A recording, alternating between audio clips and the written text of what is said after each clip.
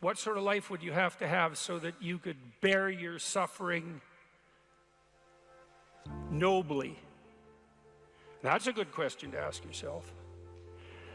Now, and so we had people just write for 15 minutes. If you could have what you wanted and needed, what might that look like? And there's an instruction there too, is do it badly. Because what the hell do you know?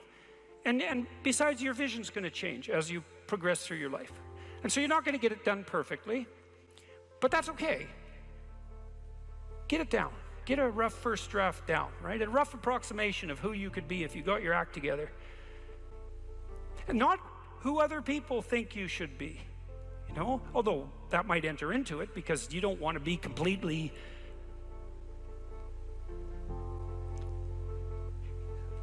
you can't be who you are properly and ignore the fact that you're embedded in a social context. And so you have to take the fact that there are other people into account. And it doesn't mean be who your parents think you should be either, even though that's another source of information that you might want to consider. It's a deeper question. It's like, what would actually motivate you? And you might think, well, I could never have that. It's like, that's not the question that's being addressed here. Although I would say,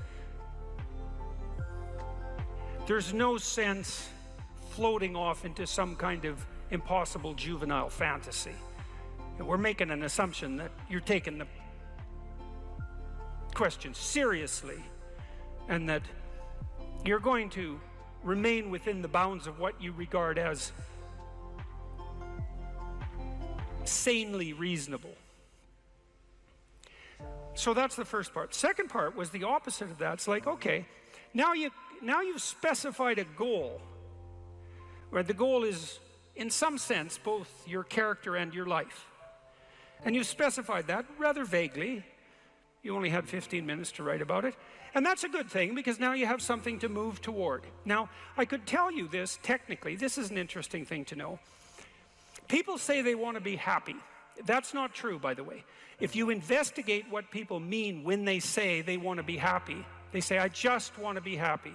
It's a very funny phrase. It's, what do you mean, just? Like, there isn't anything harder than that. So you can't just say just, that's all you want. You just want to be happy all the time. That's all it would take. It's like, good luck with that. That's not going to happen. So you can get rid of the just. And then, I want to be happy. Well, maybe. Actually, what people really mean when they say that is they don't want to suffer and be miserable. So really what they mean is they don't want to experience excess negative emotion.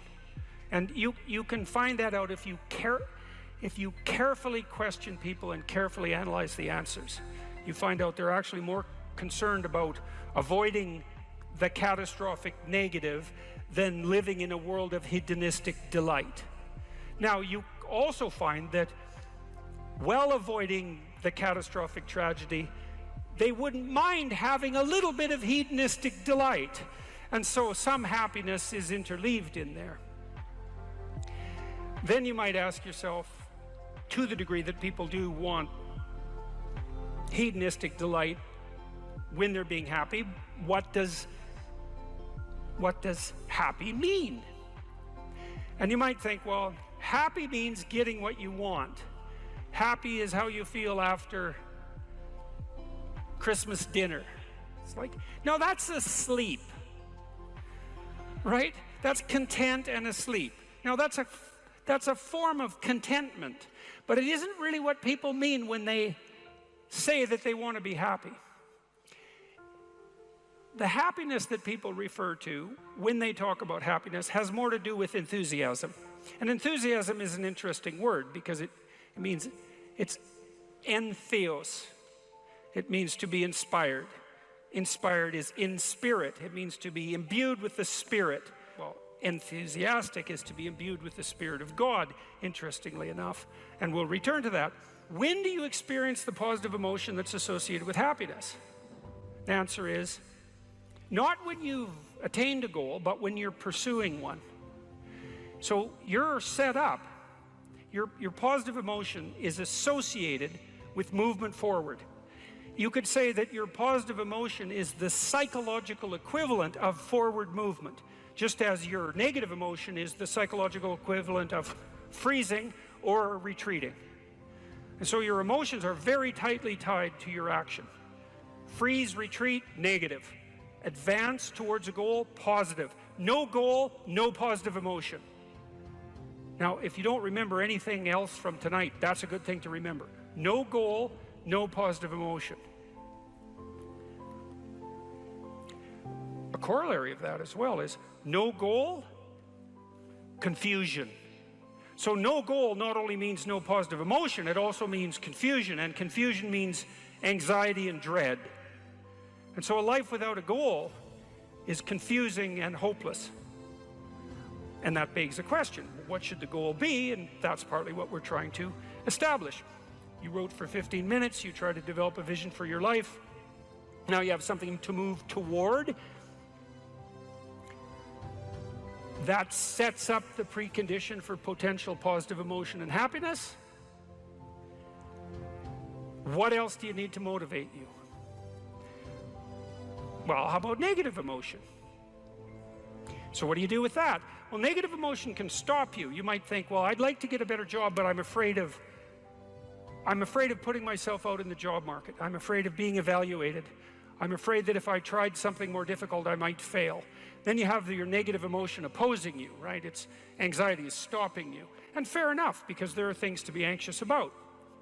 But what if you could get your negative emotion behind you, pushing you instead of stopping you?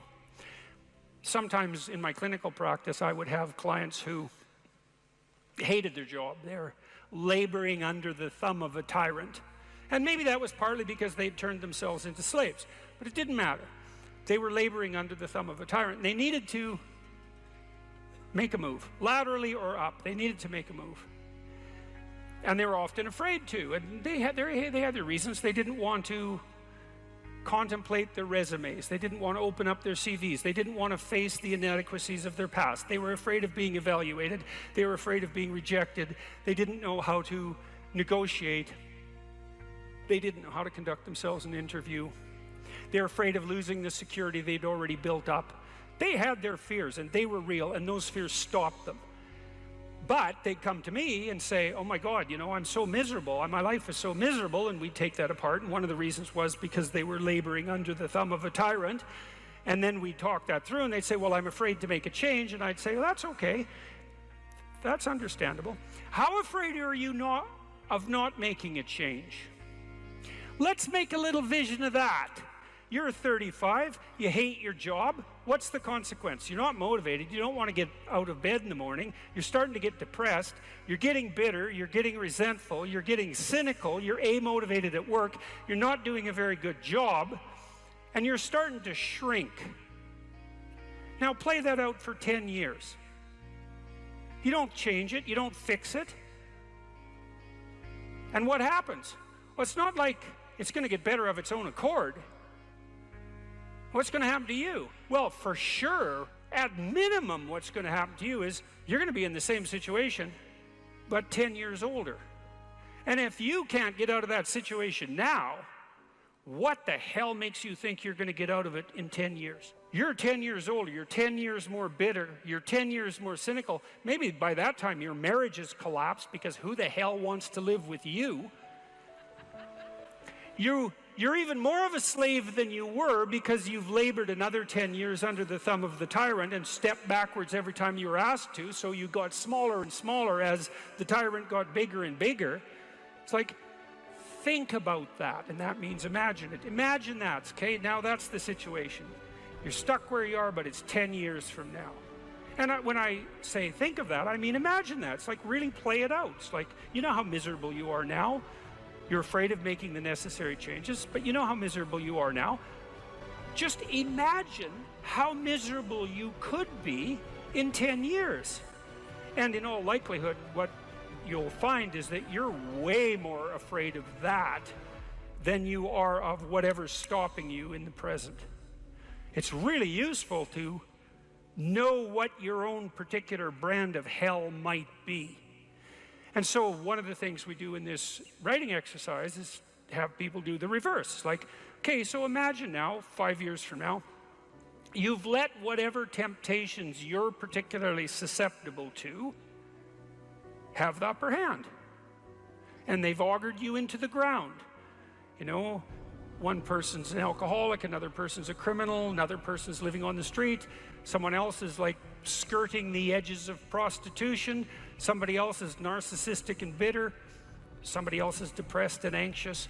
You know where you would fall off the edge of the earth if you fell off in whatever direction you're prone to fall off. Everyone knows that, but we avoid that. You know, that's rule 3. Do not hide things in the fog. Is that the rule? Do not hide unwanted things in the fog. Yeah, well, we often won't allow ourselves to imagine the catastrophe that we're pursuing, let's say through inaction. That's a good thing to fix. So now you say, well, you think for 15 minutes, that's not very long, about who you could be and what you could have if you could have what you wanted, if you were who you could be.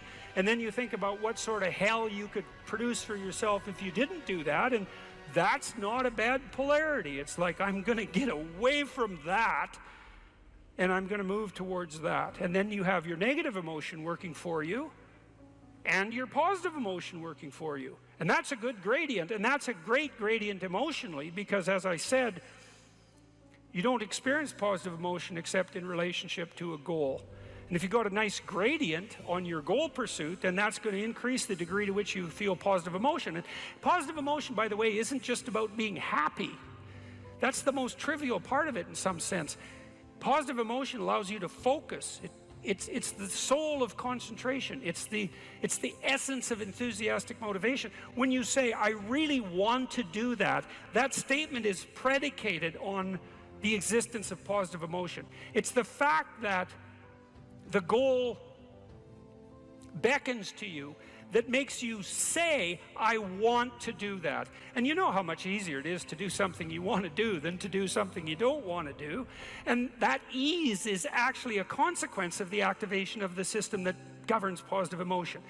And you might ask yourself, well, how powerful a system is that? And I would say, well, almost all of the drugs of abuse that people are most prone to abusing are abused because they activate the positive emotion system. So cocaine, methamphetamine, heroin is also a painkiller, but it has a psychomotor stimulant element. That's the technical term for the pharmacological effect of pharmacological agents on the positive emotion system. Psychomotor stimulation. Psychomotor because it's associated with movement forward. And cocaine is such a powerful drug because it makes you feel like you're doing something worthwhile. That's the system it hyperactivates.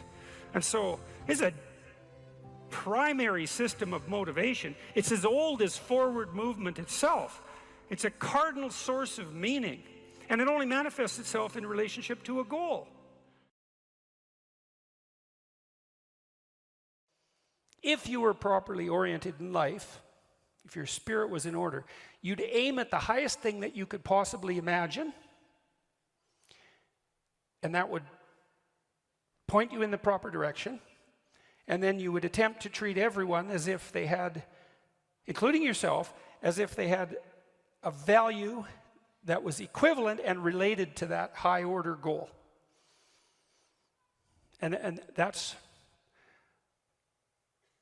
right. Why would you aim at anything other than the highest good you could imagine? It's like, why bother? Almost by definition. If you're going to aim, you might as well aim at what's good. If you're going to aim at what's good, you might as well aim at what's best. And maybe if you aimed at what was best and you managed to progress towards that, it would even be better if you could take everybody along for the ride. And even if you're too cynical and bitter and faithless and nihilistic to think that's a good idea, you can at least see the logic in it and the utility in it, the beauty in it. I'll give you another example. In the story of Exodus, there's a scene before Moses is called on by God to act as a leader of his people. And it's very interesting because the story lays out how you become a leader, like an actual leader, not a tyrant, not someone who's manipulating, not someone who's out for himself, but an actual leader. And that's a very difficult thing to get right. So in this scene, Moses is out walking along a path and minding his own business, and something sort of glimmers and gleams and glistens in the periphery of his vision, and he takes the time to deviate from his path and to investigate it. Now that's worth thinking about, because it means something like this. You're going about your business, and something captures your attention, something captures your interest. And that's an interesting way of thinking about it too. Something captures your interest. And that's sort of how what's interesting makes itself manifest. You can't exactly choose what you're interested in. It sort of chooses you. And then you can decide whether or not you're going to pursue it or not, or ignore it, and you can decide how seriously you're going to pursue it. But you know perfectly well, you know this from being in school. Even if you know you should study for a test, if you're not interested in the subject, it's virtually impossible. You can beat yourself with a stick and you can force yourself to do it, but you're going to fight yourself, and you're probably not going to do that great a job. Depends to some degree on your discipline. Whereas if you're interested in it, it captures your attention, and then you pursue it, it's no problem. You enjoy it, like it engrosses you, and it's much easier to learn and to remember.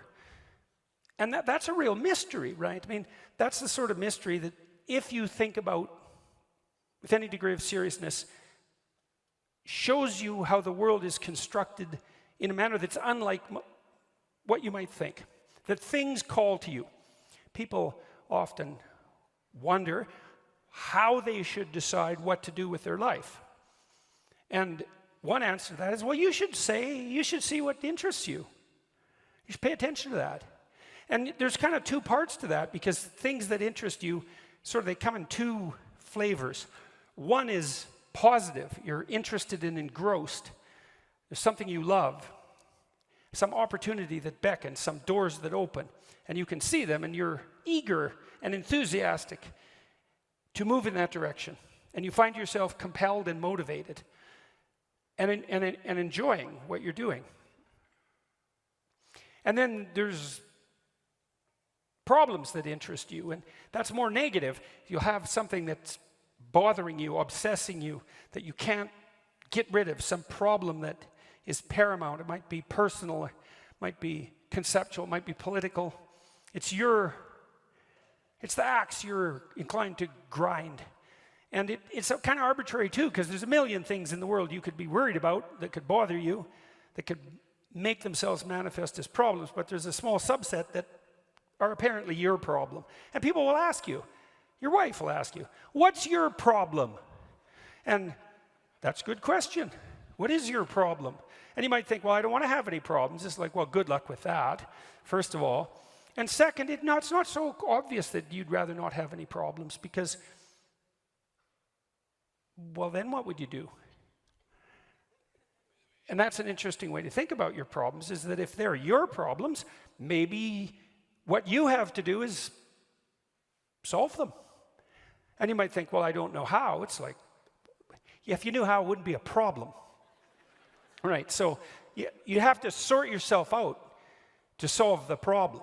You'd have to learn way more than you know to solve the problem. You'd have to become way more than you are to be the person who could address that problem. But then you could see if addressing the problem calls you to be the person that you could be, well, then the problem is an opportunity too. And so then you might think, well, destiny calls to you in the form of opportunities that beckon and problems that compel.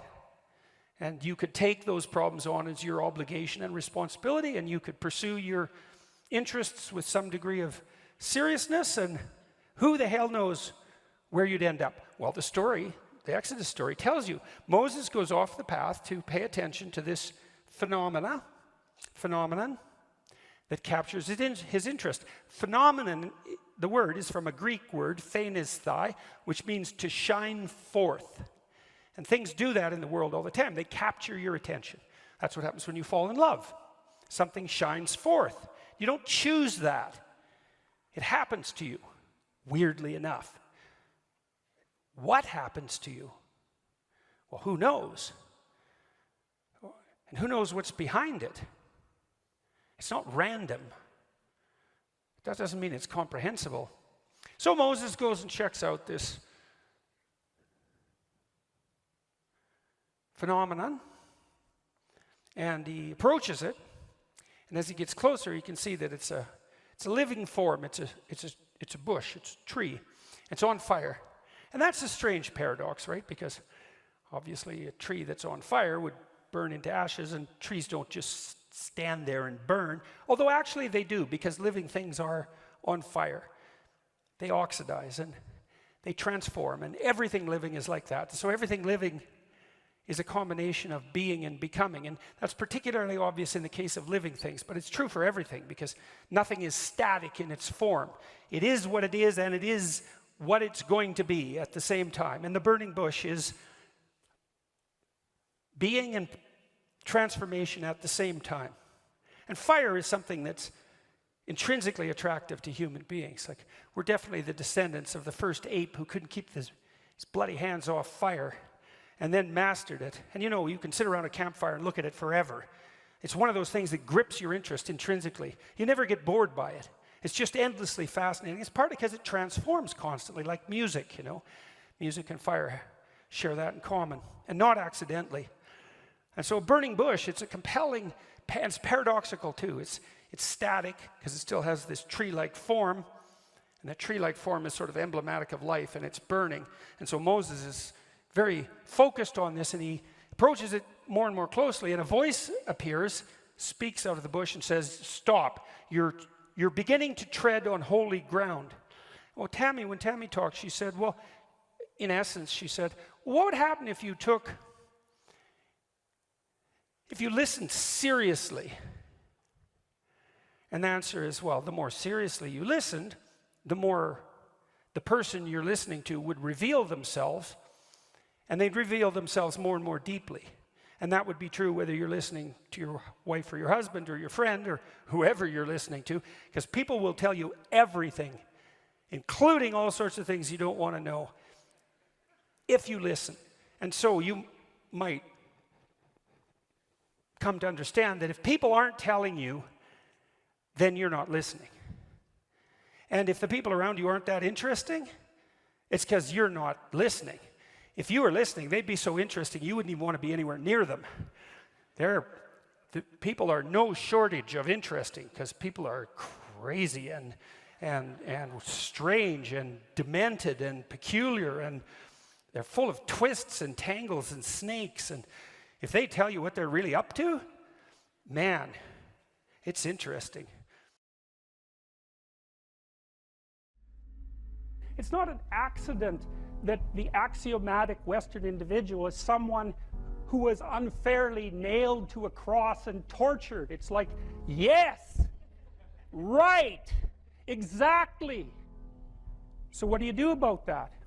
Well, I thought about that for a long time too. It's like, well, you don't get together in a damn mob, because all that does is allow you to be as horrible as you could possibly imagine and suffer from none of the consequences. That's a bad idea.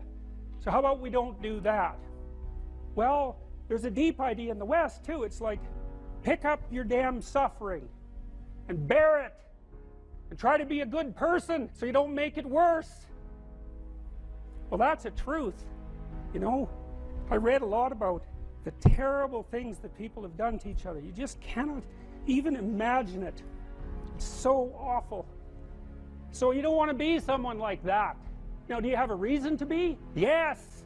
You have lots of reasons to be. God, there's reasons to be resentful about your existence. Everyone you know is going to die. You too. And there's going to be a fair bit of pain along the way, and lots of it's going to be unfair. It's like, yeah, no wonder you're resentful. It's like, act it out and see what happens.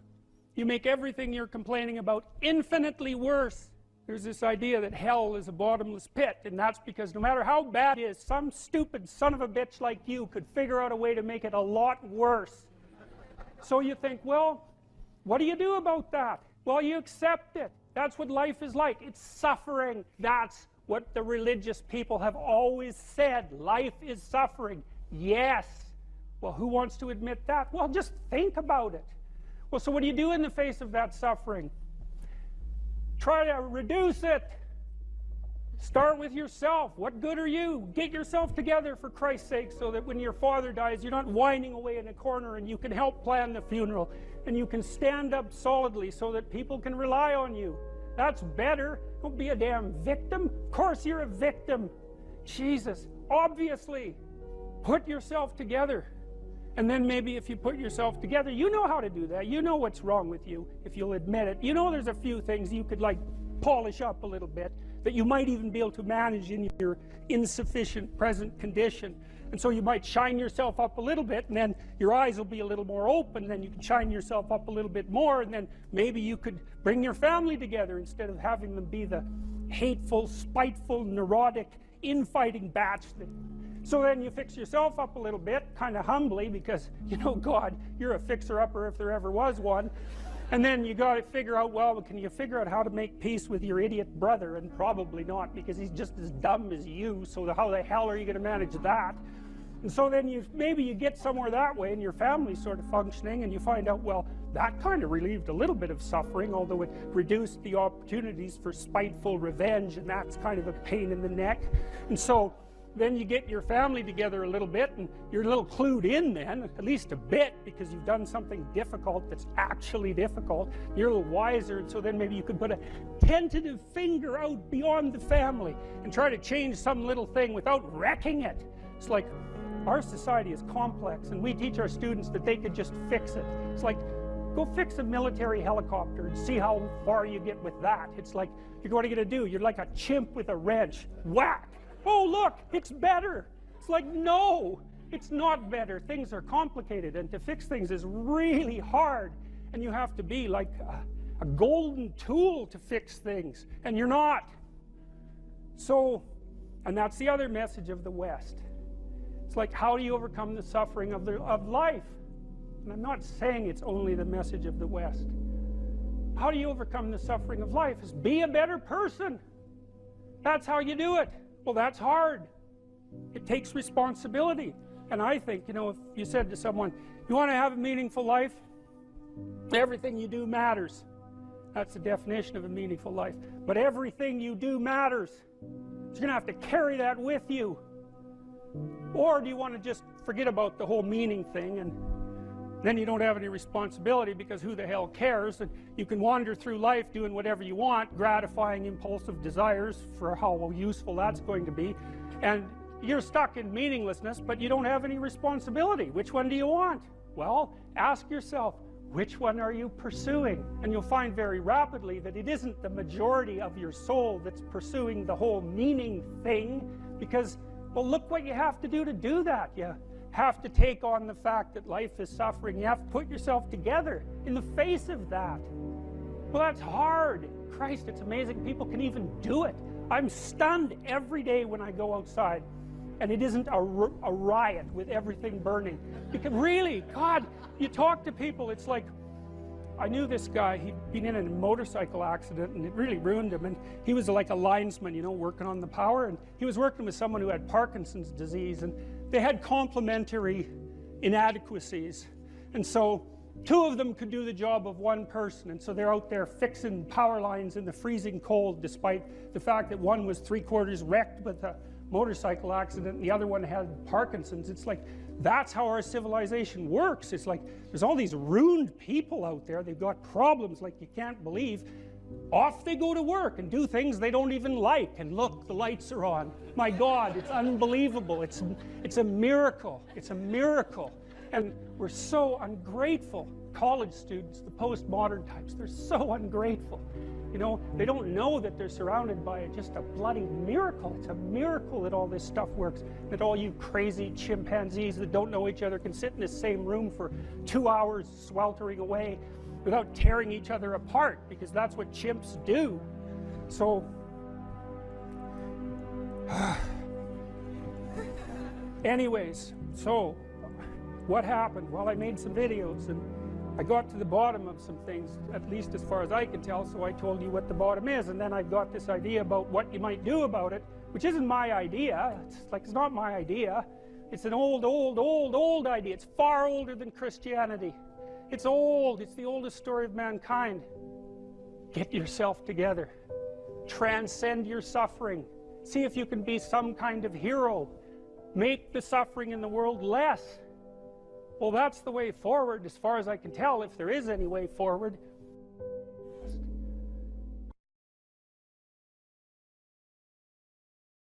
One of the things that you can, I think this heightens the meaning in your life, is to try to do difficult things, right? Aim high. Don't aim so damn high you can't manage it, and make sure you break down your aims into reasonably attainable sub-goals, but you want to aim high, and then you want to see how hyper efficient you can get. That's a great thing to do in your early 20s, is to see, okay, like, discipline yourself. You think, okay, how much work can I do if I load myself right to the maximum?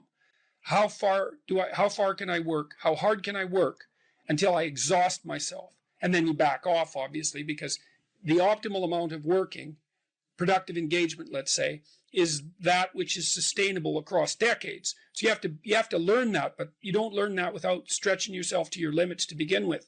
And, you know, if your life isn't everything it could be, and if you're suffering from an excess of meaninglessness, well, it means you're not oriented in the world of chaos and order properly. It's like you could learn to discipline yourself. Figure out what it is that you need to do and that you want to do, and then see how efficient you can get. Because one of the things that's quite fun is to figure out, if you have a task, I always tell my graduate students this if they're doing an experiment too. If you have a task that you have to do, it's really interesting to spend a few minutes, sometimes hours, depending on how long the task is. See if you can figure out how to do it from 5 to 10 times faster. It means you'll have to rearrange the way you think about it, but you can often do it. And that's how extremely productive people get so hyper efficient.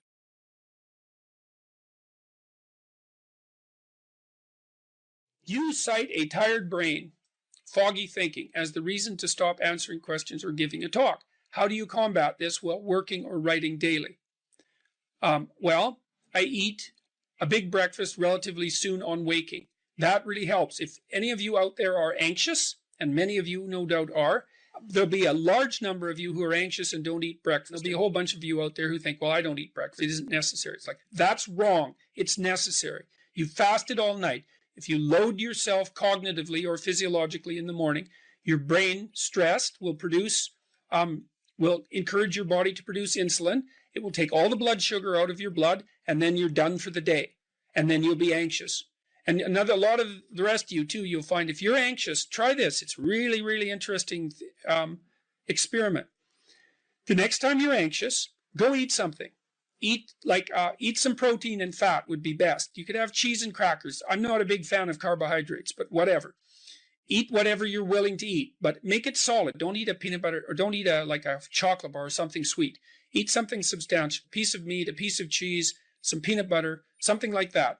And then wait 10 minutes and see if you're less anxious. And try that for like 2 weeks. Every time you get anxious, eat something. Because then you can find out if your anxiety is linked to low blood sugar. And it's very likely that it is, especially if you also get irritable and foggy in your thinking. And the best way to treat that, as far as I've been able to tell, and there's a decent literature on this, is to make sure that you eat a big breakfast. And you might say, well, I'm not hungry in the morning. It's like, who the hell cares if you're hungry? I didn't say enjoy your breakfast. I said eat it. That's not the same thing. You know, there's lots of things that you need to do that you don't enjoy to begin with. You'll get hungry in 6 months, and then you'll start to enjoy it. So that's a massive difference. I take small naps quite frequently. If I'm wiped out, you know, I'll go have a nap for 10 minutes or 15 minutes. And then that helps quite a lot. I try to wake up on a fairly regular schedule. That's another thing I would really recommend for people whose lives are in disarray and who are anxious. Try to fix your wake time. Going when you sleep, that's not so important. So you can still, you know, stay up late and have fun and all that. But getting up in the morning is really helpful. So, you know, and you also have to figure out how much you can work or write. I can't write for more than about my sustainable maximum for writing is 3 hours a day. And if I push it past that, then, especially if I'm editing, I make mistakes when I'm editing, so that's counterproductive, and I can't sustain it across time. And so I don't really think you can do more than about 3 hours of extremely intense intellectual work a day. Although if you have a nap, you can stretch that, but I think at least I end up paying for it across time. So nap, make sure you eat, and make sure that you get enough sleep. So that's how I combat it and try to make myself hyper efficient.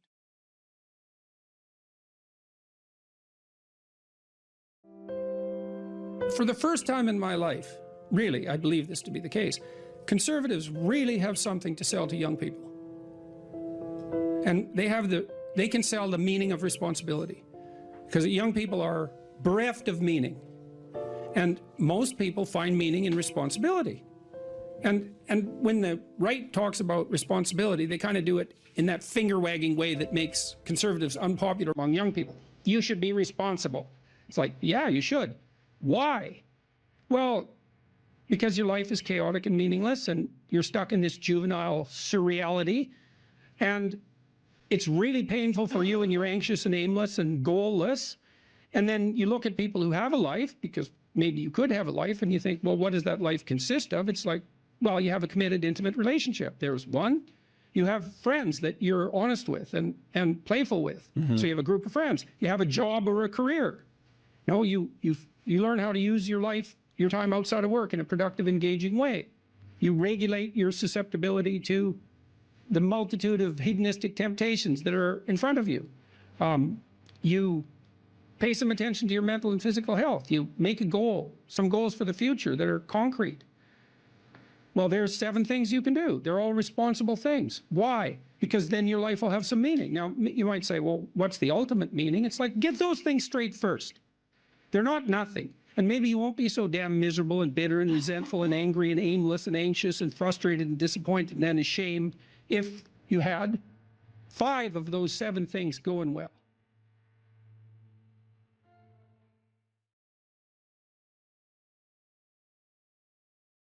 Regulate your habits. Try to get up at approximately the same time each morning. I would recommend that you get up approximately when other people get up. So that would be something in the neighborhood of 7:30 or 8 in the morning, perhaps earlier, perhaps a little bit later, but you want to stabilize that because your circadian rhythms operate more, fluidly, and your mood is likely to be regulated better if there's islands of stability in your daily routines. Human beings like daily routines, just like dogs like daily routines. And so regulate your sleep.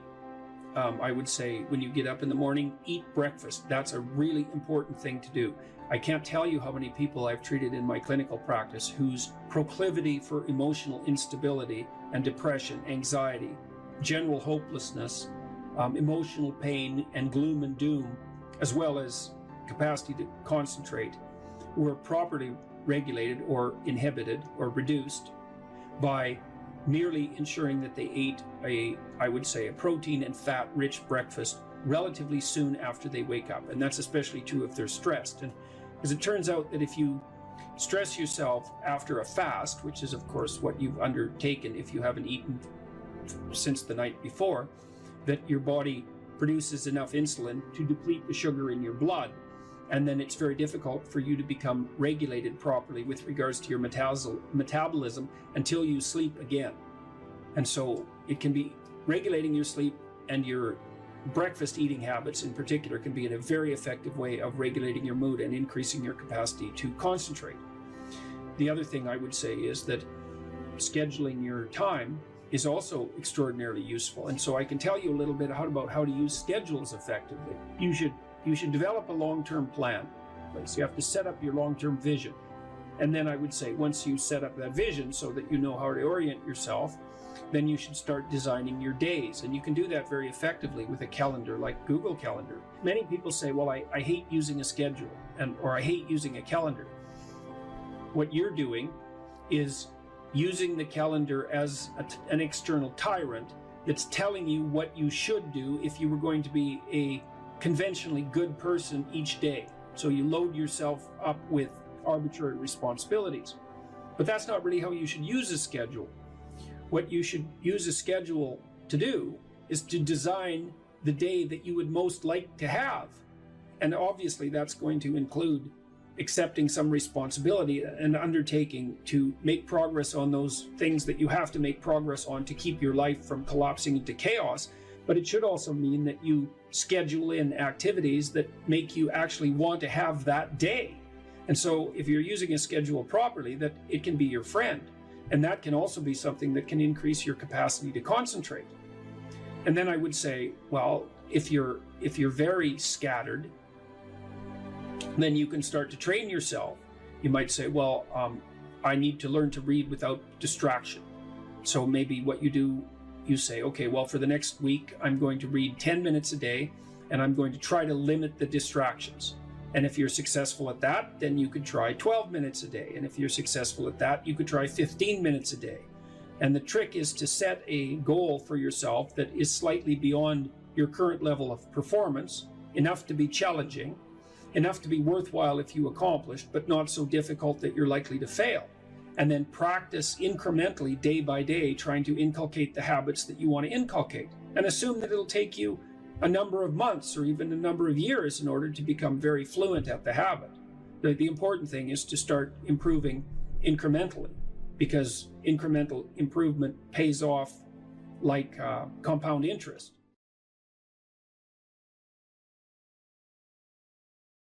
It's funny that philosopher Kierkegaard, you don't usually hear a joke that starts like that, by the way.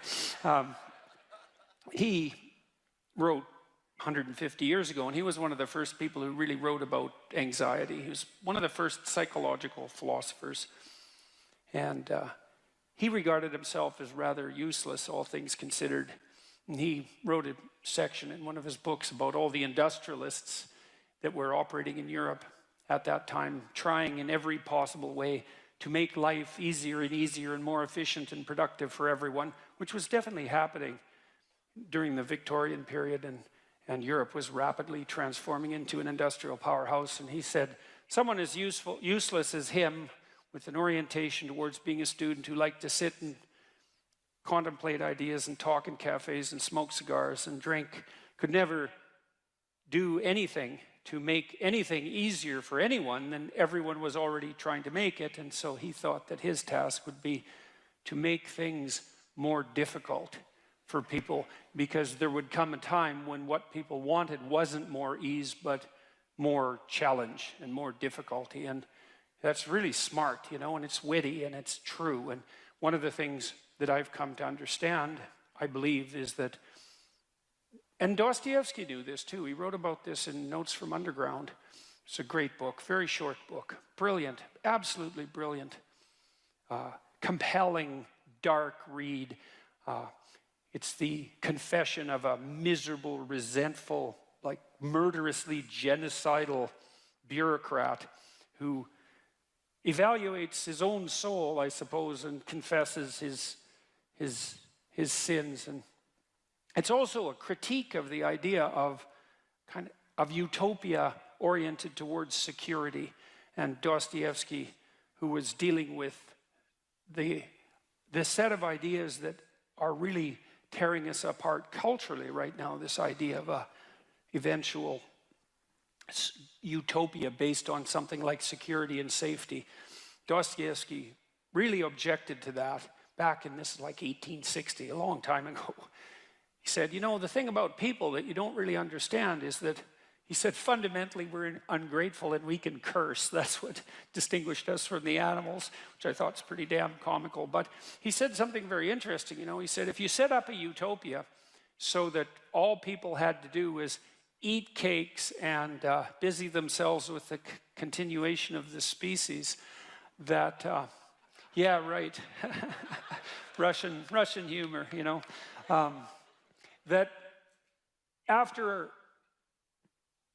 a surfeit of that, after enough of that, which would happen quite quickly, people would just go mad just to break things, just so something unexpected and remarkable could happen, and that we're not built for security and safety, but for something, well, let's call it adventure, something like adventure.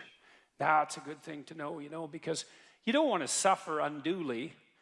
That seems reasonable. And you might think, because of that, that really what you want is happiness.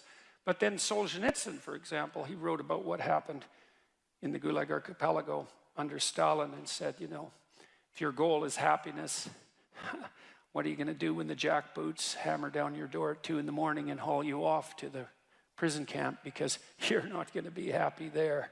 And so, you know, happiness is a boat that's easily capsized and the waves are always there. And so if your philosophy is one of, say, impulsive happiness, same sort of thing Dostoevsky was pointing at, and Kierkegaard, then you're not prepared when all hell breaks loose. And all hell, it will absolutely 100% break through at some point in your life. And you're lucky if it won't be decades. You know, it'll certainly be some of it, and it might be a lot of it. And for some of you, it's going to be damn near the whole thing. And so if what floats your boat is happiness, you're going to be capsized by the first decent wave. And so then you might ask yourself, you know, what do you have instead of happiness that might be even more reliable? And I do think that adventure is more reliable than happiness. And in the Old Testament story of Abraham, founder of the Abrahamic faiths, and obviously what would you call it, a crucial figure in the development of world culture, Abraham is presented as a late bloomer, to say the least. He's like 83. People lived longer back then, at least so the story goes. And he had a very rich father by nomadic standards, and he could just sit around in the tent all day. And, you know, a doting mother and a rich father, he could just sit around in the tent all day and eat peeled grapes and busy himself with the continuation of the species. And but, you know, God appears to him and says, get away, get out of your security, get out of your comfort, leave your family, leave your community, leave your nation, go out into the world. And it's very interesting. It's a very interesting story. It's very interesting to contemplate it from both a psychological and a religious perspective, because what God is presented as in that book, which is a crucial book for as I said, for world culture, is God is presented as the manifestation of the Spirit that calls even the too secure and pampered to adventure. And then Abraham has a pretty rough time when he goes out and has his adventure. It's not all, you know, Skittles and roses from then on in.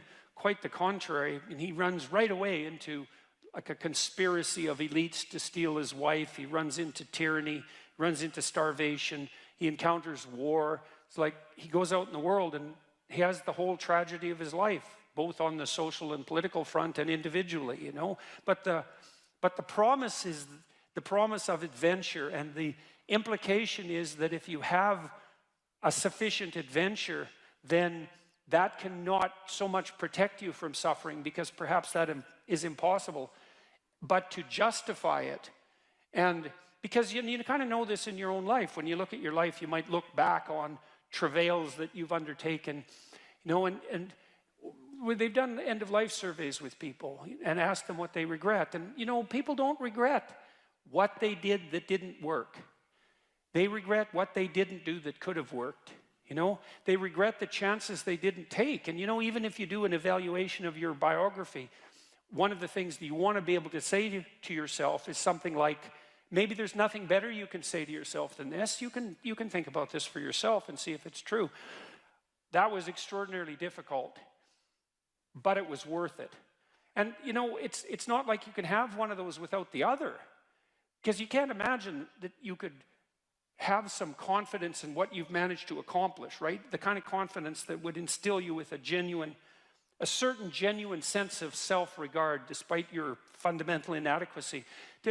To have that fundamental sense of self-regard that's grounded in something real, it has to be based in a narrative that approximates that was extremely difficult, but it was worth it. You have to have both of those. And so that's interesting, because one of the questions we always ask ourselves, this is the theodicy question, technically. You see the suffering in the world, you see the suffering of children, you see maybe your own children or your suffering, and you wonder, well, how can reality be constituted so that I can have faith in its essence when there is so much suffering? And one answer to that is something like, well, how much suffering do you want? And you might think, none. It's like, yeah, I don't think so. I don't think that's right. You want at least you want something approximating optimized challenge. So you could say, at least you want to be pushed to your limit. And maybe you find the most exciting times in your life. In fact, you'll pay for this, you'll pay to have this experience, to be pushed to your limit. Not beyond it, or maybe even a bit beyond it, you know? And maybe not so far beyond it that you crumble and break and things fall apart, but, you know, could you be pushed to your limit optimally if there wasn't the possibility of falling apart and breaking? Like, that's an open question. How are you ever going to take something seriously if the consequences aren't actually serious? You know, and there's something delightful about dancing on the edge. That's why Hawaiians believed that surfing was sacred, you know, and it's because to surf you have to be on the edge, right? And the waves can come and take you out at any moment, but without the possibility of the waves rising to take you out, then you can't dance on the edge, and maybe that's exactly what you want to do, you know. And there's good evidence from the neuroscience literature that consciousness itself is something akin to dancing on the edge. So technically, when you're conscious, when you're awake, your brain is occupying a position between something. It's a position that's something like between chaos and order.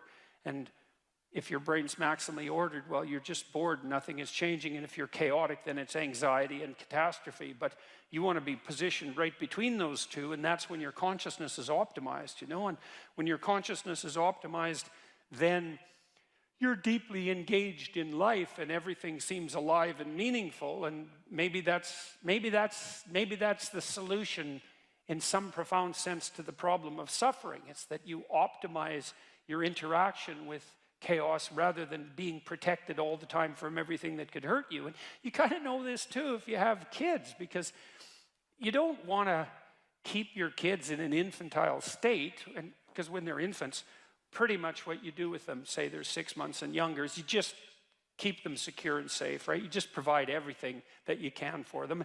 You have to do that because, well, what are they going to do? They just lay there fundamentally and squawk now and then. I mean, it's not like they're ambulatory. They can't go out and do things for themselves, and so it's up to you, and your goal is to keep them secure and safe. But once they start being able to move around, then increasingly it's sort of up to them. And if you have any sense as a parent, the psychoanalysts used to say, the good mother necessarily fails.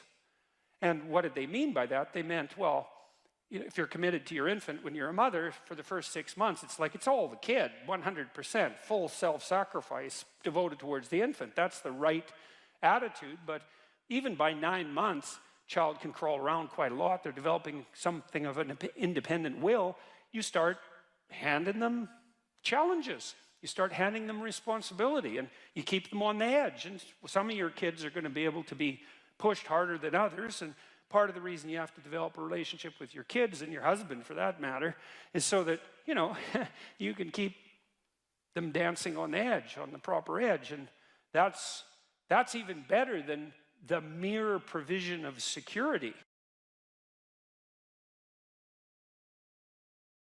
The internal problem is, how do you deal with tragedy and malevolence? And you can say, well, I'm not prepared. It's like, yeah, fair enough. Unsurprising, especially if you were overprotected as a child. It's not a good idea to overprotect your kids, because the snakes are going to come into the garden no matter what you do. And so then you, instead of trying to keep the damn snakes away, what you do is you arm your child with something that can help them chop them into pieces and make the world out of them. So that the trick for human thriving in the face of suffering and malevolence is strength, not protection. It's a completely different idea. We also know this clinically. We know, for example, that if you treat people with exposure therapy for agoraphobia, which is, roughly speaking, the fear of chaos, I would say, the fear of everything, you don't make them less afraid. You make them braver. It's not the same thing. Because with an agoraphobic, see, what happens to them is the fall. They never conceptualize death and suffering. They're naive, right? It never enters the theater of their imagination, and it's because they're protected from it. But then something happens. This often happens to women in their 40s, because they're the people most likely to develop agoraphobia. Something happens. They've been protected from chaos by authority their entire life. So maybe they had an overprotective father, and then they went to an overprotective boyfriend, and then they went to an overprotective husband. And maybe they were willing to be subjugated to all three of those because of the protection, right? So that's the bargain. They stay weak and dependent, and maybe they have to because that's the only way they can appeal to the person who's hyperprotective, but the price they pay for that is that they're not sufficiently competent. And then something happens in their life, often in their 40s, they develop heart palpitations, maybe as a consequence of menopause. Their heart starts to beat erratically and they think, oh no, death. It's like, well, who are you going to talk to about that? Right? There's no protection from authority for that. Or maybe their friend gets divorced, or maybe their sister dies, or something like that. It brings up the specter of mortality, and maybe the specter of malevolence and mortality, and it brings it up in a way that authority, recourse to authority, cannot solve.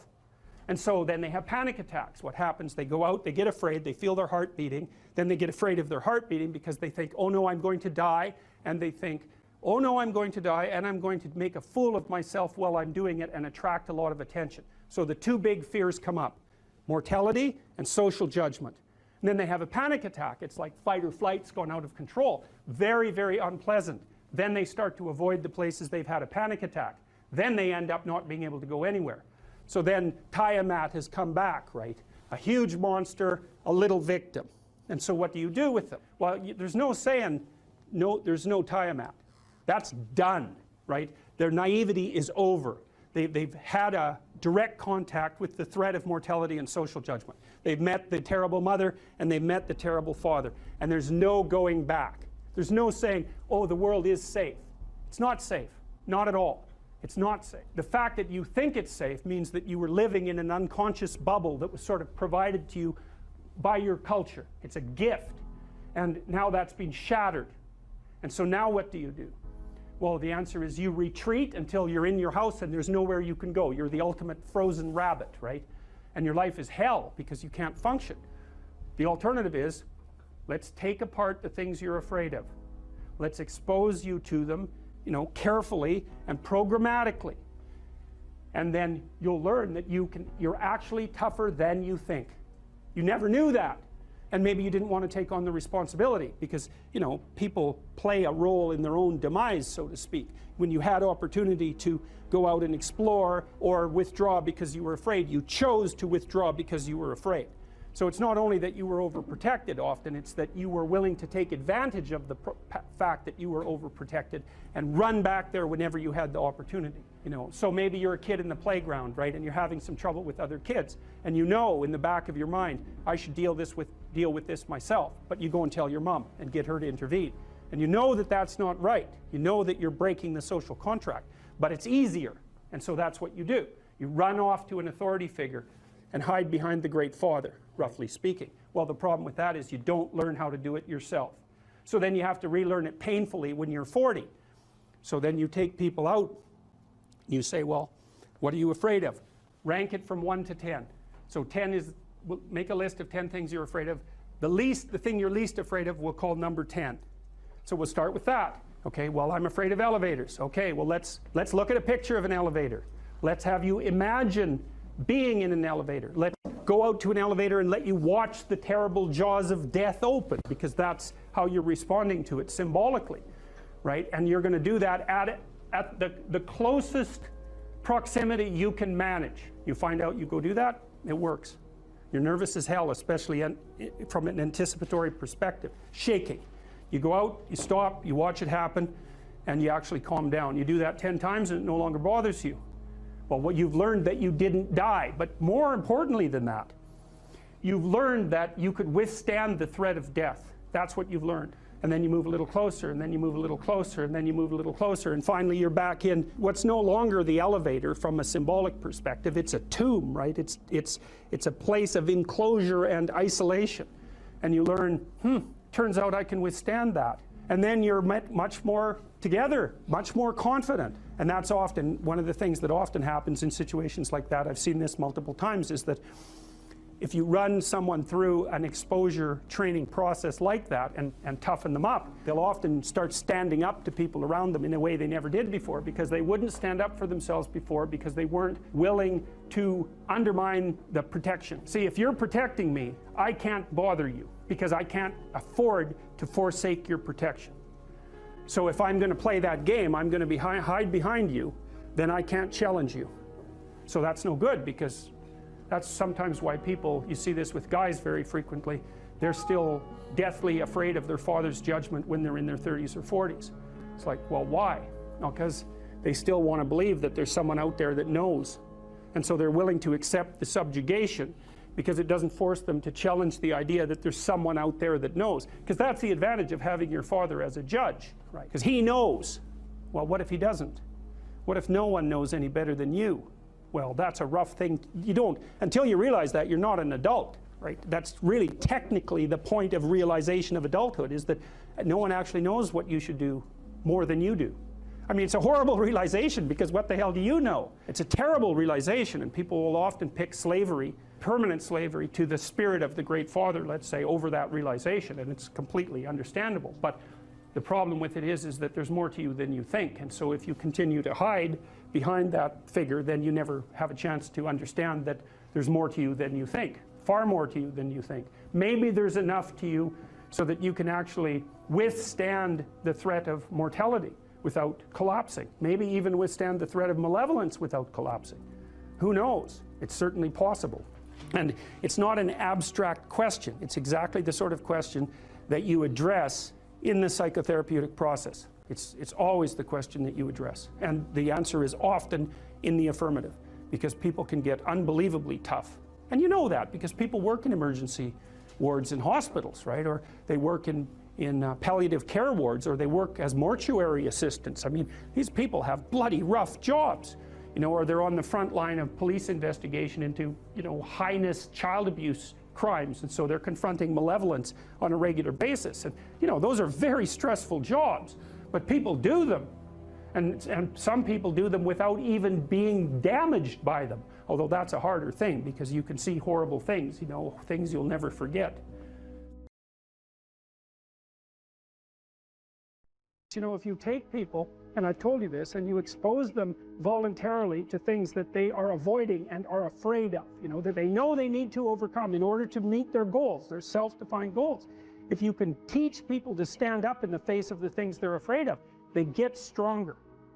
And you don't know what the upper limits to that are, because you might ask yourself, like, if for 10 years, if you didn't avoid doing what you knew you needed to do, by your own definitions, right, within the value structure that you've created, to the degree that you've done that, what would you be like? Well, you know, there are remarkable people who come into the world from time to time, and there are people who do find out over decades-long periods what they could be like if they were who they were, if they spoke their being forward. And they get stronger and stronger and stronger, and we don't know the limits to that. We do not know the limits to that. And so you could say, well, in part, perhaps the reason that you're suffering unbearably can be left at your feet, because you're not everything you could be, and you know it. And of course, that's a terrible thing to admit, and it's a terrible thing to consider, but there's real promise in it, right? Because it means that perhaps there's another way that you could look at the world, and another way that you could act in the world. So what it would reflect back to you would be much better than what it reflects back to you now. And then the second part of that is, well, imagine that many people did that, because we've done a lot as human beings. We've done a lot of remarkable things. And I've told you already, I think before, that today, for example, about 250,000 people will be lifted out of abject poverty, and about 300,000 people attached to the electrical power grid. We're lifting people out of poverty collectively at a faster rate that's ever occurred in the history of humankind by a huge margin. And that's been going on unbelievably quickly since the year 2000. The UN had planned to have poverty between 2000 and 2015, and it was accomplished by 2013. So there's inequality developing in many places, and you hear lots of political agitation about that. But overall, the tide is lifting everyone up, and that's a great thing. We have no idea how fast we can multiply that if people got their act together and really aimed at it. Because, you know, my experience is with people that we're probably running at about 51% of our capacity. I mean, you can think about this yourselves. I often ask undergraduates how many hours a day you waste, or how many hours a week you waste. And the classic answer is something like 4 to 6 hours a day. You know, inefficient studying, watching things on YouTube that not only do you not want to watch, that you don't even care about, that make you feel horrible about watching after you're done. That's probably 4 hours right there. You know, you think, well, that's 25 hours a week, it's 100 hours a month, that's 2.5 full work weeks, It's half a year of work weeks per year. And if your time is worth $20 an hour, which is a radical underestimate, it's probably more like 50 if you think about it in terms of deferred wages. If you're wasting 20 hours a week, you're wasting $50,000 a year. And you are doing that right now. And it's because you're young, wasting $50,000 a year is a way bigger catastrophe than it would be for me to waste it, because I'm not going to last nearly as long. And so if your life isn't everything it could be, you could ask yourself, well, what would happen if you just stopped wasting the opportunities that are in front of you? You'd be, who knows how much more efficient? 10 times more efficient, 20 times more efficient. That's the Pareto distribution. You have no idea how efficient people get. It's off the charts.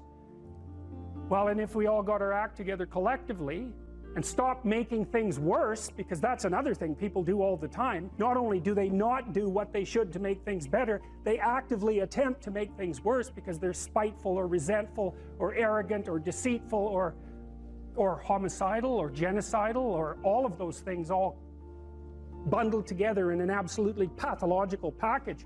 If people stopped really, really trying just to make things worse, we have no idea how much better they would get just because of that.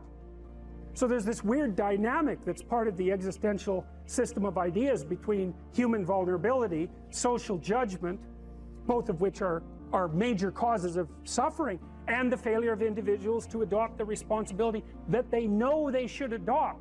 And that's the thing that's interesting too, is that, and like another thing I've often asked my undergraduate classes is, you know, there's this idea that people have a conscience. And you know what the conscience is. It's this feeling or voice you have in your head just before you do something that you know is stupid, telling you that probably you shouldn't do that stupid thing. You don't have to listen to it, strangely enough, but you go ahead and do it anyways, and then of course exactly what the conscience told you was going to happen inevitably happens, so that you feel even stupider about it than you would if it happened by accident, because you know, I knew this was going to happen, I got a warning it was going to happen, and I went and did it anyways. And the funny thing too is that conscience operates within people, and we really don't understand what the hell that is. So you might say, well, what would happen if you abided by your conscience for 5 years or for 10 years? What sort of position might you be in? What sort of family might you have? What sort of relationship might you be able to forge? And you can be bloody sure that a relationship that's forged on the basis of who you actually are is going to be a lot stronger and more welcome than one that's forged on the basis of who you aren't. Now, of course, that means that the person you're with has to deal with the full force of you in all your ability and your catastrophe, and that's a very, very difficult thing to negotiate. But if you do negotiate it, well, at least you have something, you have somewhere solid to stand, and you have somewhere to live, you have a real life, and it's a great basis upon which to bring children into the world, for example, because you can have an actual relationship with them instead of torturing them half to death, which is what happens in a tremendously large minority of cases. Well, it's more than that too, because, and this is what I'll close with, and this is why I wanted to introduce Solzhenitsyn's writings to you. You see, because it isn't merely that your fate depends on whether or not you get your act together and to what degree you decide that you're going to live out your own genuine being. It isn't only your fate, it's the fate of everyone that you're networked with. And so, you know, you think, well, there's 9 billion, 7 billion people in the world. We're going to peak at about 9 billion, by the way, and then it'll decline rapidly. But 7 billion people in the world, and who are you? You're just one little dust mote among that 7 billion. And so it really doesn't matter what you do or don't do, but that's simply not the case. It's the wrong model, because you're at the center of a network. You're a node in a network. Of course, that's even more true now that we have social media. You'll know 1,000 people, at least, over the course of your life. And they'll know 1,000 people each, and that puts you one person away from 1,000,000, and 2 persons away from 1,000,000,000. And so that's how you're connected. And the things you do, they're like dropping a stone in a pond. The ripples move outward, and they affect things in ways that you can't fully comprehend. And it means that the things that you do and that you don't do are far more important than you think. And so if you act that way, of course, the terror of realizing that is that it actually starts to matter what you do. And you might say, well, that's better than living a meaningless existence. It's better for it to matter. But I mean, if you really asked yourself, would you be so sure if you had the choice? I can live with no responsibility whatsoever. The price I pay is that nothing matters. or I can reverse it, and everything matters. But I have to take the responsibility that's associated with that. It's not so obvious to me that people would take the meaningful path. You know, when you say, well, nihilists suffer dreadfully because there's no meaning in their life, and they still suffer. Yeah, but the advantage is they have no responsibility. So that's the payoff, and I actually think that's the motivation. Say, well, I can't help being nihilistic. All my belief systems have collapsed. It's like, yeah, maybe. Maybe you've just allowed them to collapse because it's a hell of a lot easier than acting them out. And the price you pay is some meaningless suffering, but you can always whine about that and people will feel sorry for you, and you have the option of taking the pathway of the martyr, so that's a pretty good deal, all things considered, especially when the alternative is to bear your burden properly and to live forthrightly in the world. Well, what Solzhenitsyn figured out, and so many people in the 20th century, it's not just him, even though he's the best example, is that if you live a pathological life, you pathologize your society. And if enough people do that, then it's hell. Really. Really. And you can read the Gulag Archipelago if you have the fortitude to do that, and you'll see exactly what hell is like. And then you can decide if that's a place you'd like to visit, or even more importantly, if it's a place you'd like to visit and take all your family and friends. Because that's what happened in the 20th century.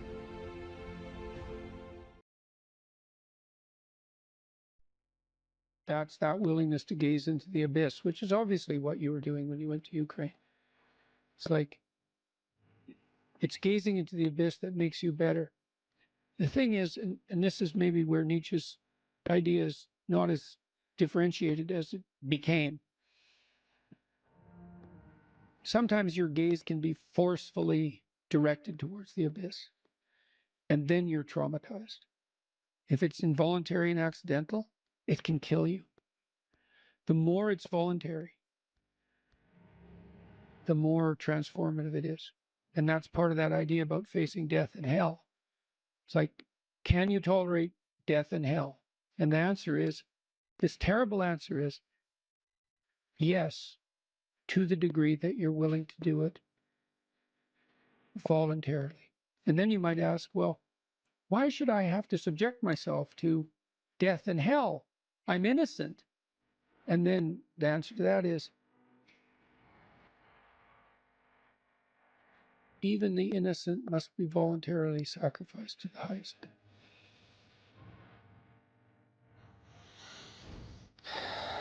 That's such an interesting distinction. Voluntary suffering. Voluntary, yeah. Yeah. Well, that's why the central Christian doctrine is pick up your cross and follow me. And I'm speaking not in religious terms saying that. I'm just speaking as a psychologist. It's like one of the things we've learned in the last 100 years is voluntary exposure to that which freezes and terrifies you in measured proportions is curative. The first thing I do as a clinician, if someone comes to me and says they're depressed, is ask myself a question. Well, what does this person mean by that? So I have to find out, like, because maybe they're not depressed, maybe they're hyper anxious, or maybe they're obsessional. Like, there's various forms of powerful negative emotion, so they need to be differentiated. But then the next question you have to ask is, well, are you depressed, or do you have a terrible life? Or is it some combination of the two? So if you're depressed, as far as I can tell, you don't have a terrible life. You have friends, you have family, you have an intimate relationship, you have a job or a career. You're about as educated as you should be given your intelligence. Use your time outside of work wisely. You're not beholden to alcohol or other temptations. You're engaged in the community in some fundamental sense, and all that's working. Now, if you have all that and you're feeling really awful, you're either ill or you're depressed. And so then sometimes there's a biochemical route to that, treatment of that. My experience has been as a clinician is if you're depressed, but you have a life and you take an antidepressant, it will probably help you a lot. Now, maybe you're not depressed. Exactly. You just have a terrible life. What does that look like? You have no relationship. Your family's a mess. You've got no friends. You've got no plan. You've got no job. You use your time outside of work, not only badly, but destructively. you have a drug or alcohol habit or some other vice, pornography addiction, you are completely unengaged in the surrounding community. You have no scaffolding whatsoever to support you in your current mode of being or you move forward. And then as a therapist, well, you do two things. Well, if it's depression per se, well, like I said, there's sometimes a biochemical root, a nutritional root. There's ways that can be addressed. It's probably physiological if you're, at least in part, if you're depressed but you have an okay life. Sometimes it's conceptual. You can turn to dreams sometimes to help people because dreams contain the seeds of the potential future. And if your person is a real good dreamer and you can analyze dreams, that can be really helpful. But that seems to be only true for more creative people. And for the people who just have a terrible life, it's like, okay, you have a terrible life. Well, let's pick a front. How about you need a friend, like one sort of friend. Do you know how to shake hands and introduce yourself? I'll have the person show me. So let's do it for a sec. So, yes, hi, I'm Jordan. And people don't know how to do that. And then they can't even get the ball rolling. For the listener, Jordan just gave me a firm handshake. Yeah, as opposed to a dead fish. You know, and there's these elementary social skills that hypothetically, if you were well cared for, you learned when you were like 3. And sometimes I have lots of clients to whom no one ever paid any attention. And they needed like 10,000 hours of attention. And some of that was just listening because they had 10,000 hours of conversations they never had with anyone. And they were all tangled up in their head. And they had to just, one client in particular, I worked with this person for 15 years. And what she wanted from me was for me just to shut the hell up for 50 minutes, which was very hard for me. And to just tell me what had happened to her. And then what happened at the end of the conversation, then I could discuss a bit with her. And then as we progressed through the years, the amount of time that we spent in discussion increased in proportion in the sessions until by the time we stopped seeing each other, when my clinical practice collapsed, we were talking about 80% of the time. But she'd never been attended to properly, ever. And so she was an uncarved block in the Taoist sense, right? She hadn't been subjected to those flaming swords that separated the wheat from the chaff. And so you can do that in therapy. If you're listening and you're depressed, I would say if you can't find a therapist, and that's getting harder and harder because it's actually become illegal to be a therapist now because you have to agree with your clients, which is a terrible thing to do with them. Just like it's terrible just to arbitrarily oppose them. You could do the self-authoring program online because it helps you write an autobiography. And so if you have memories that are more than 18 months old that bother you when you think them up, part of you is locked inside that. An undeveloped part of you is still trapped in that. That's a metaphorical way of thinking about it. That's why it still has emotional significance. So you can write about your past experiences, but I would say wait for at least 18 months if something bad has happened to you, because otherwise you just hurt yourself again by encountering it. You can bring yourself up to date with an autobiography. There's an analysis of faults and virtues, that's the present authoring, and then there's a guided writing exercise that helps you make a future plan. That's young men who do that could go to college. Young men who do that, 90 minutes, just the future authoring, 90 minutes. They're 50% less likely to drop out. That's all it takes. Like I had clients who were so depressed they literally couldn't get out of bed. So what's their first step? It's like, can you sit up once today? No. Can you prop yourself up on your elbows once today? Like you scale back the dragon till you find one that's conquerable that moves you forward. There's a rubric for life. Scale back the dragons till you find one conquerable. And it'll give you a little bit of gold, commensurate with the struggle. But the plus side of that, because you think that, God, that's depressing. You mean I have to start by sitting up? Well, you do if you can't sit up. But the plus side of that is it's the Pareto distribution issue, is that aggregates exponentially increase. And failures do too, by the way, but aggregates exponentially increase. So once you start the ball rolling, it can get zipping along pretty good. This person that I talked about was incapable of sitting with me in a cafe when we first met, just talking, even though I was her therapist. But by the end, she was doing stand-up comedy.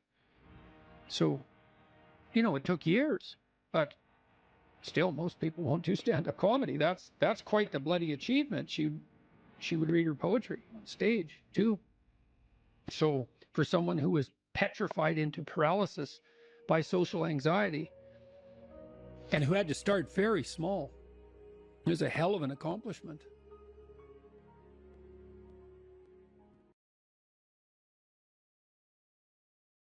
And so here's the opposite tack, if you want to do this. So imagine that you're a man who's managed to attract a mate and he believes he's punched above his weight. So this woman is more attractive, let's say, more vivacious, more desirable than he deserves. So that's going to grate on his soul a fair bit, right? Partly because her shining casts a dim light on his lack of utility, let's say. And so you can imagine someone like that being prone to jealousy for obvious reasons. And so the best tack to manage in a situation like that, if you're that man, is to wait till your wife dresses herself up in a particularly attractive manner and then either fail to notice by occupying yourself with something trivial while she's attempting to gain your attention, or by criticizing her directly for what she's just managed to do. And if you do that 50 times, let's say, you can be sure that she'll never reveal her attractiveness to anyone else for the rest of her life, including you, and you'll get exactly what you deserved. So that's the opposite of watching people carefully. Now, I learned this in part from Skinner, B.F. Skinner, the famous animal behaviorist, because he used all sorts of reinforcement contingencies to shape animal behavior. And Skinner was unbelievably good at this. He trained pigeons in World War II to guide missiles by pecking at photographs. So they could map the photographs onto the missile trajectory, viewing the territory underneath, and peck accurately enough to guide the missile to its destination. That was discontinued as the technology for guided missiles developed, but Skinner could do that. And, you know, we think pigeons, well, they're not that bright. It's like, they're smarter than you think, pigeons. That's why they can live in cities. That's not easy for a bird to pull off, you know. It's not their natural habitat. And so, but Skinner, although he would use punishment, technically speaking, which is the application of a certain amount of pain, or threat, which is the use of anxiety, but what he believed was most effective was reward.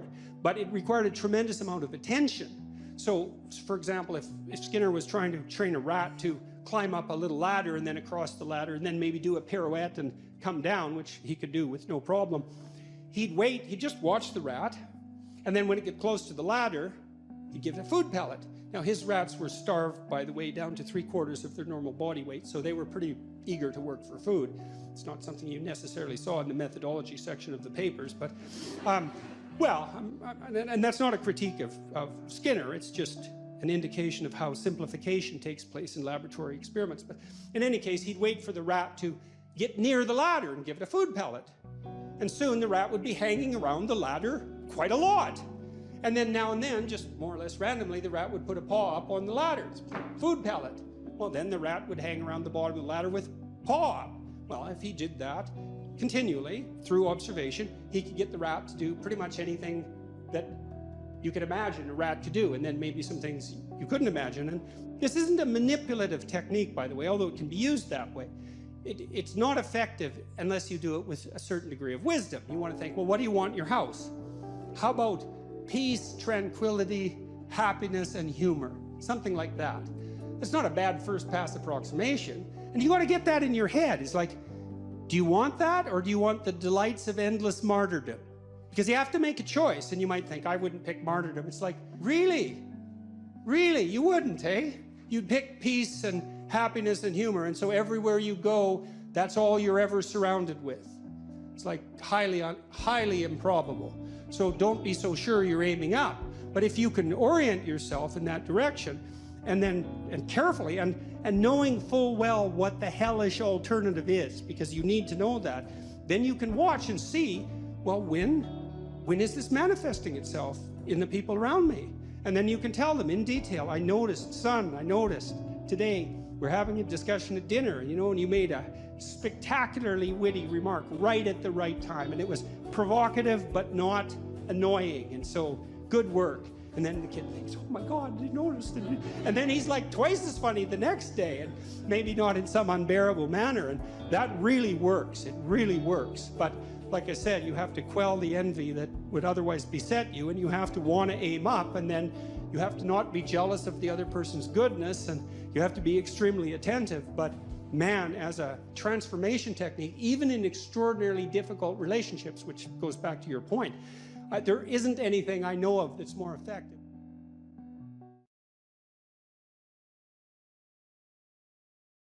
The hallmark of true sovereignty is the willingness of the elite, let's say the talented, the productive, the blessed, the gifted, to justify the unequal division of talent by serving to ameliorate the catastrophic suffering of the dispossessed. Now, Nietzsche warned about that, right? He thought that Christianity would devolve in some sense into the woke nightmare that it has devolved into. But I think he failed to give the devil his entire due. And the notion that the highest is the highest because it voluntarily serves the lowest, that's a deadly idea. And I don't think it's an ideological idea at all. I think it's an idea that removes the paradox of human existence. And so there's that, but then there's another insistence in both Judaism and Christianity, and I'm not saying it's limited to those doctrines, by the way, that the way to deal with suffering is not to avoid it or to circumvent it with a shallow hedonism, but to face it intensely, head on, and voluntarily in its full manifestation. And so one of the things I've realized about the Passion story, which Jung regarded as an archetypal tragedy, and in some sense a limit case, right? A story so tragic that you cannot write a more tragic story. Right. Is that it drags the observer, and so that's all of us in Christendom, through the entire catastrophe of human existence, right? So it confronts you with the mob that's after you, that you are also part of.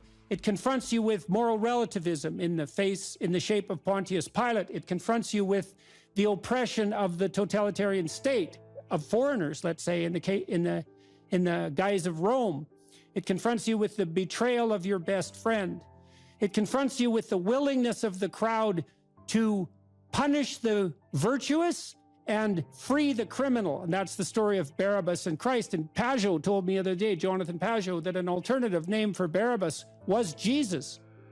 And that what the crowd did was pick the political revolutionary over the spiritual leader. And that's perfect. And then it confronts you with the reality that we all face our own mortality, and too early. And the fact that sometimes the innocent and virtuous are punished. And so and then of course there's the horrible, tragic, torturous death, all of that. And that's all signified by the image of the crucifix and what we're doing to ourselves, even though we don't know it. I'm speaking mostly psychologically, although somewhat theologically, is that we're exposing ourselves to the ultimate catastrophe of human existence, while simultaneously manifesting the faith that if we face that unflinchingly, that will resurrect us instead of killing us. That's quite powerful. It's something, man. It's something. It's something I've been puzzling out for, well, a long time, but particularly for the last 6 months. I'm going to write about that in my new book. And when I talk to my audiences about that, and I would especially say this has an impact, again, on demoralized young men, and say, look, we don't know the limits to the expansion of your personality if you're willing to face things without deception. And that's a variant of that radical honesty we were already talking about. Don't live by lies. Well, life is rife with injustice, atrocity, and suffering. And so what do you do with that? Do you avoid it? There's good physiological evidence, by the way, that if you take two groups of people and you subject one group to a stressor involuntarily, and you get the other group to take on the stressor voluntarily, that the pattern of psychophysiological response is entirely different.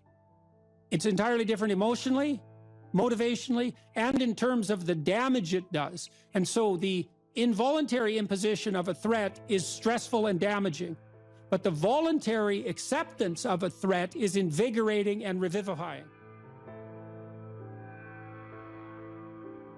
Now, it would be nice if we could be optimistic, and I think, again, the problem with being optimistic is that it's naive. So then the question is there an optimism that's not naive? And I think there is. And the optimism that's not naive is in just a visualization of how strong people can be. So one of the things that I tell people, I've told my students in my class in Maps of Meaning, here's a goal. You want to be the person at the funeral of your father that everyone can rely on. How would that be? You want to be the person who's broken and useless and adding to the misery in the corner. And look, I'm not making light of people's grief. You know, I understand grief. But who do you want to be when there's a crisis? Right? Do you want to be the person that everyone can turn to for strength? It's like, why the hell not? Why not that as a goal? That'd be a good goal, because then if there's a crisis, and there will be, it won't be such a bloody crisis, because there'll be someone there that can deal with it. You know, so when I went and talked to these people at the funeral home, I envisioned that. I thought, okay, well, this is something you have to contend with if you're going to be alive and adult. You have to contend with death and suffering, and you have to be ready for it. And you have to be there for the person, because that's all they're going to have. And so there's a goal, man. And in this time of nihilism, you know, it's what's the point of life? People ask, and they're taught that at universities. What's the point of life? Everything's interpretation. Humanity's a cancer on the planet. You know? Well, how about no? How about not that? How about that there's something to us?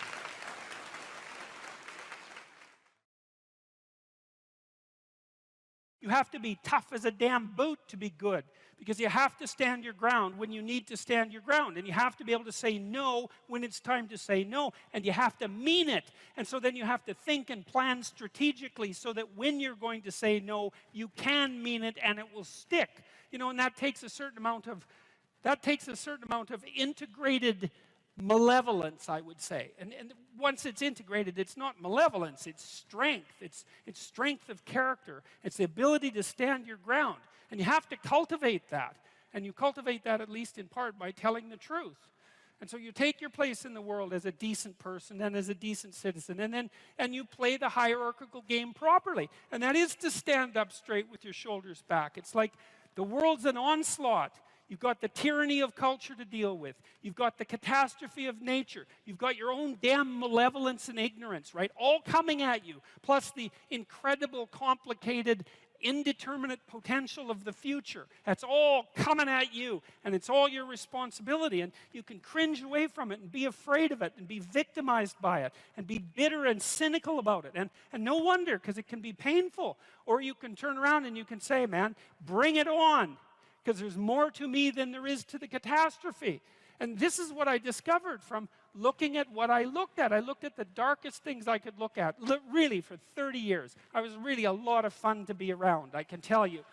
I looked at the darkest things that I could think of, right? Not only what happened in Auschwitz and what happened in the Gulag, but personal issues. You know, it's like I wasn't so much interested in the totalitarians as a group. I was interested in the people who undertook the terrible acts that the totalitarians required. You know, the people who, I was just rereading Ordinary Men, and it was a story about a police battalion in Poland that trained ordinary policemen to take naked pregnant women out into the fields and shoot them in the back of the head. It takes a lot of training, by the way, before you can bring yourself to do that. And you aren't the same person by the end of it. It's pretty goddamn horrific. You know, and I was trying to figure out, what would it be like to be that person?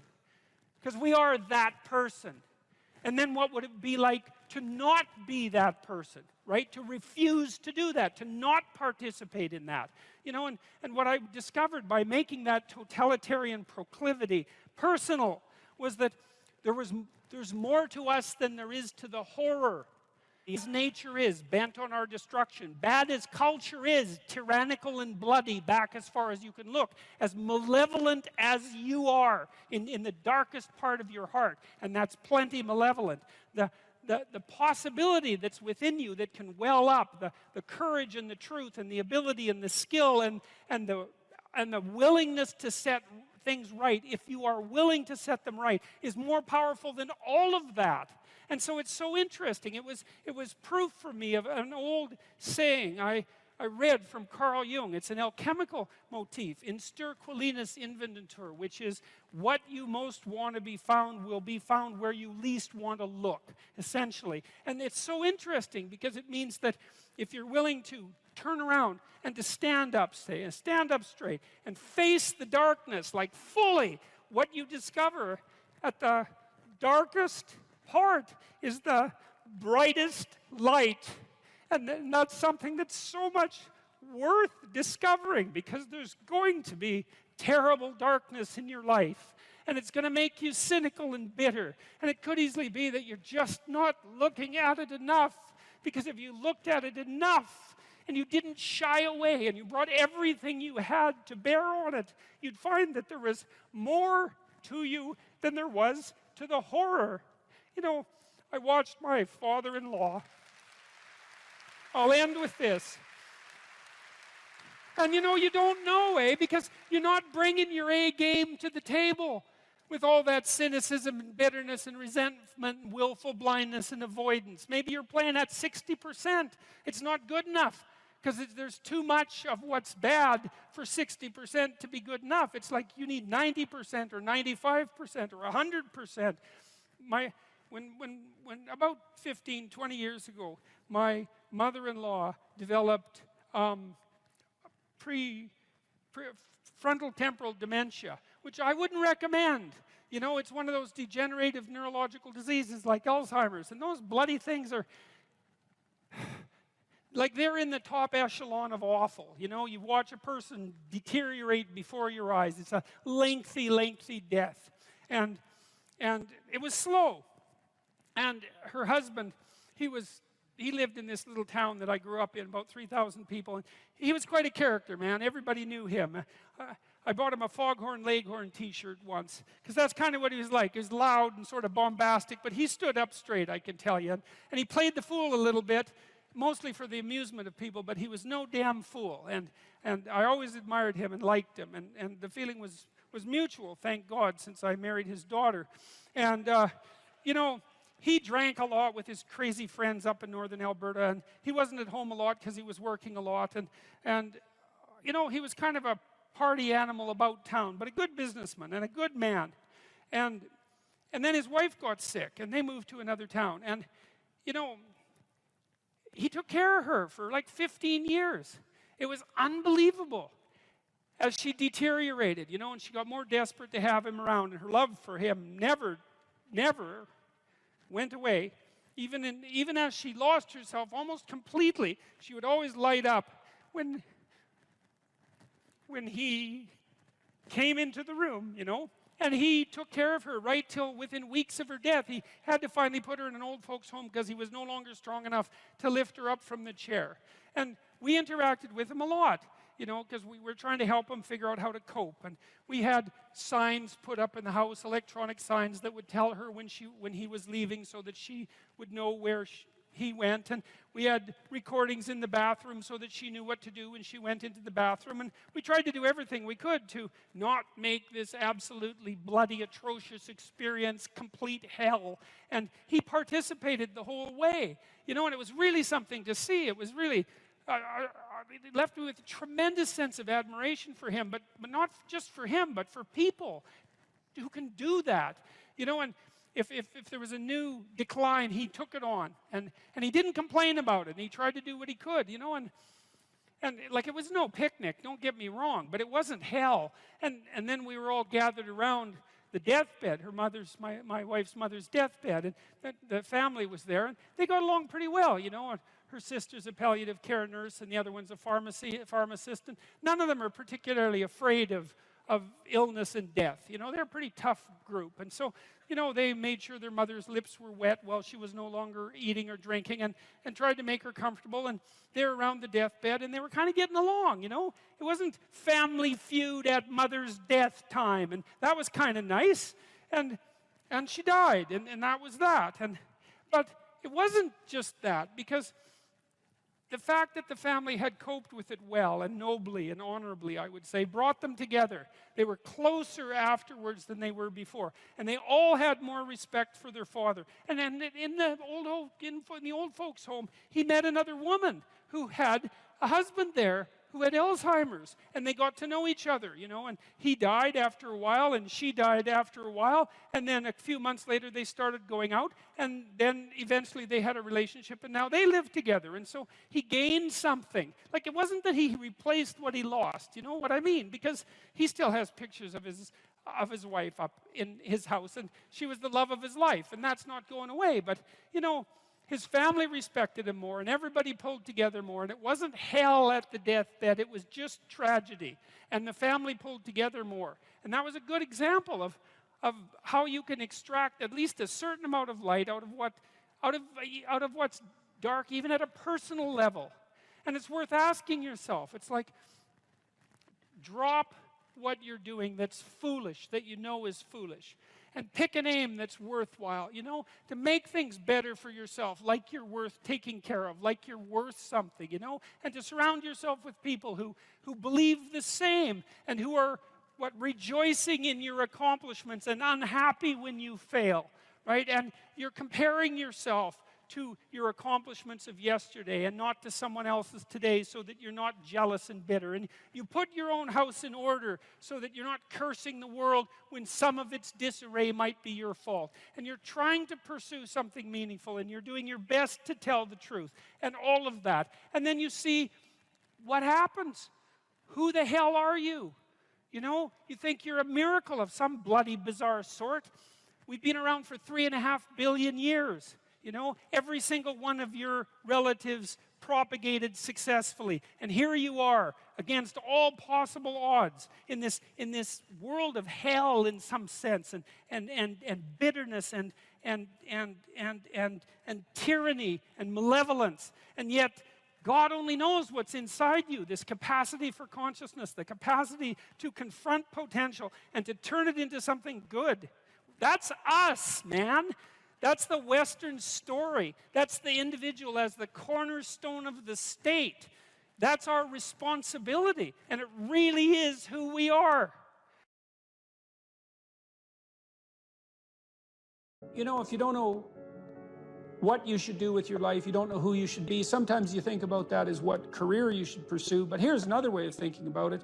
It's kind of a SEAL's ethos that Congressman Crenshaw detailed out. Here's some things you could be.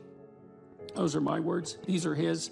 You will be someone who's never late. You will be someone who takes care of his men, gets to know them, and puts their needs before yours. You will be someone who does not quit in the face of adversity. You will be someone who takes charge and leads when no one else will. You will be detail-oriented, which you discuss a lot in later sections of the book, always vigilant, attentive. You will be aggressive in your actions, but never lose your cool.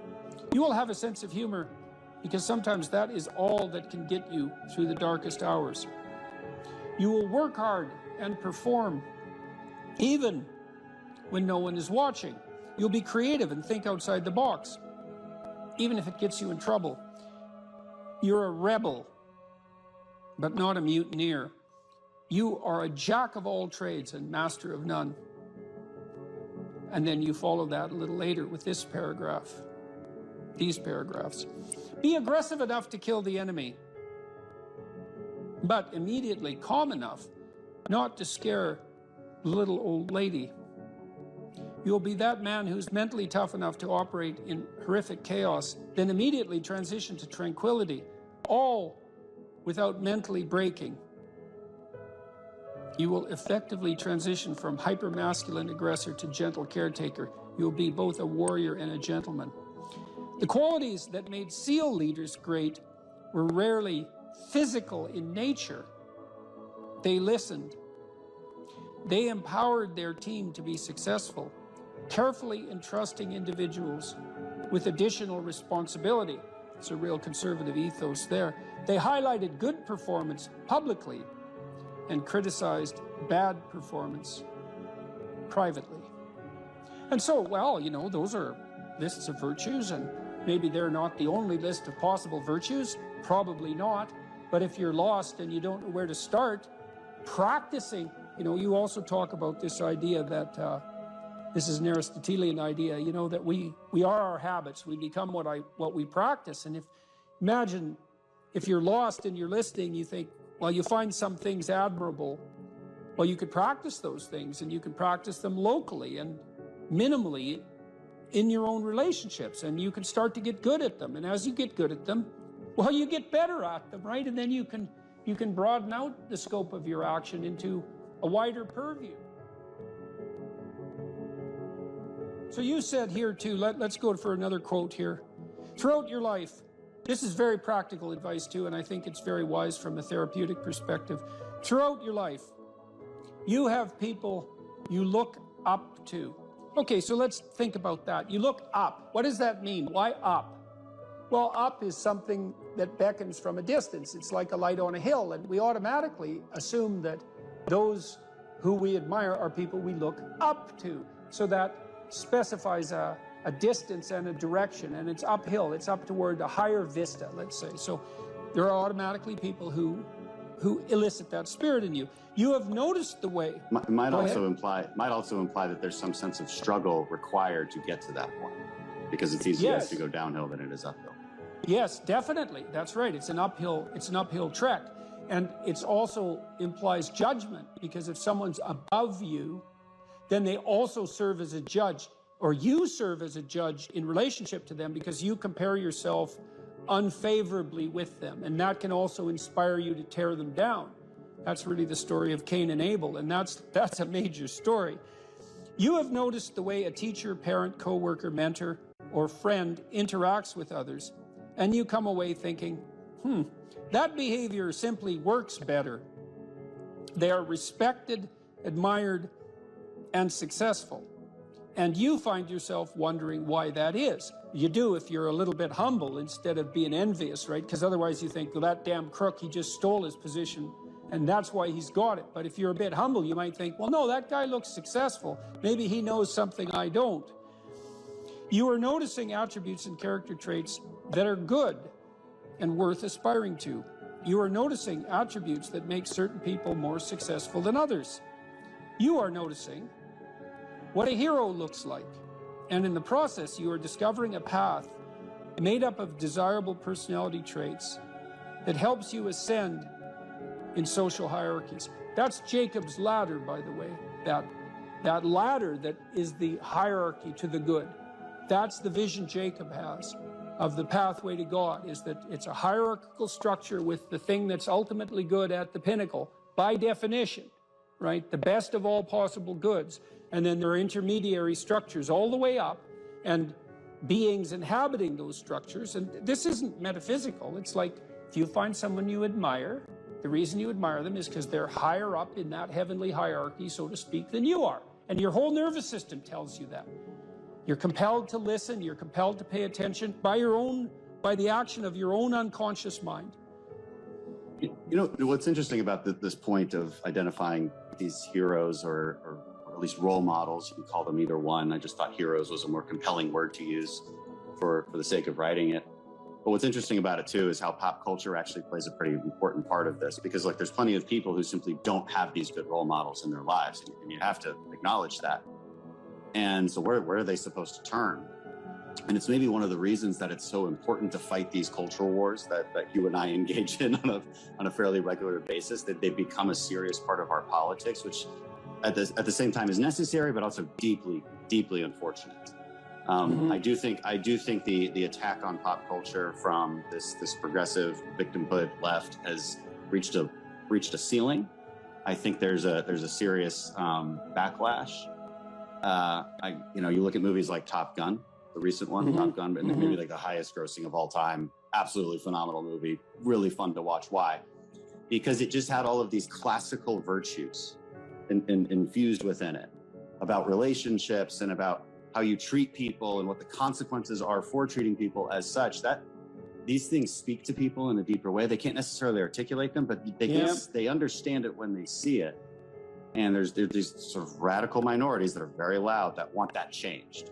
You know, they want something else to be on that hill, but people react against it because it's not true.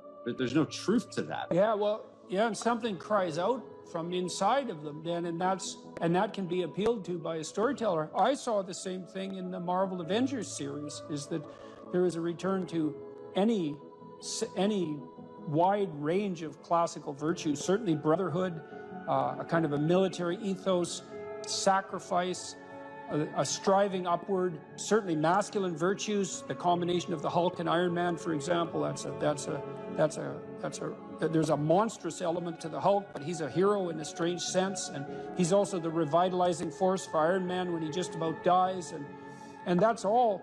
The reason those movies were so necessary and so attractive is because they are, in fact, addressing a radical conceptual void in the culture, and it's a void that you're addressing in your book, especially with your appeal, trifold appeal, let's say, to duty, responsibility, and humor at the same time, right? Which is a kind of stoicism in the face of catastrophe. You know, so, because this is a big problem in life. Imagine you're aiming for something and then something happens to make it impossible, or you find out that it's the wrong thing because you were aiming in the wrong direction. Well, so then what do you have to rely on to set you right? It's not your aim, obviously, but it might be your capacity to take new aim, and that's bloody well dependent on your character. That's for sure. And so I don't think there is a more fundamental aim than what you should be, and there's no better way of characterizing what you should be than that you should fortify your character.